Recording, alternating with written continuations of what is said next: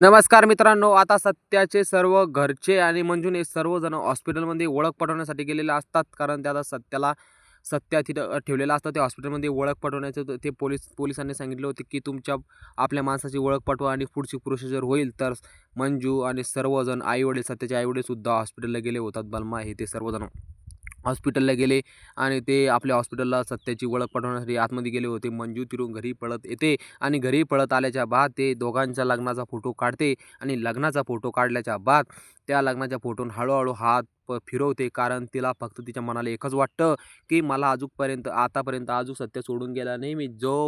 जेव्हा मी 3 वर्षे ट्रेनिंगला गेले पोलीसच्या ट्रेनिंगसाठी, तेव्हा मला सत्याने सोडलं नाही. तर आता एवढ्या लवकर सत्यानं मला कसं सोडलं, तिच्या मनामध्ये अशी शंका येत असते.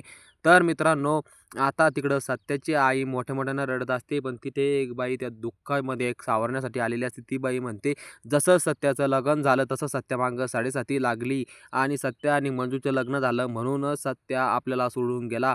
तर सत्याचे वडील म्हणतात त्या बाईला, "तुम्ही आम्हाला सावरासाठी आले का आमच्या घरामध्ये भांडणं लावासाठी आले?" असे म्हणतात.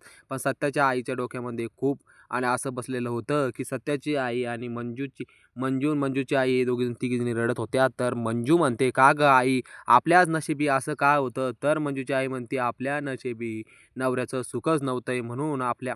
तर ती एक बाई म्हणते, "आई, आपल्याच मागं का असं नवऱ्याचं सुख नाही, तर आपल्यालाच का नवरा नाही?"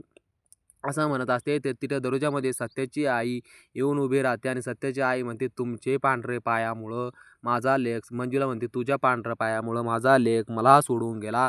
तर मंजूवरती काय बितत असेल मित्रांनो, अशी आपली सासू अशी बोलत असेल, तर आताचं दुःख अजून दुःख हे बी झालं नाही, दुःख जुनं बी झालं नाही. तर सत्या सोडून गेला, तिला ते वेगळं दुःख आणि सत्याची आई अशी बोलली हे वेगळं दुःख. तर मित्रांनो, तुम्हाला व्हिडिओ आवडत असेल तर आपल्या व्हिडिओला आता सबस्क्राईब करा, लाईक करा, चॅनलला नवीन असाल तर चॅनलला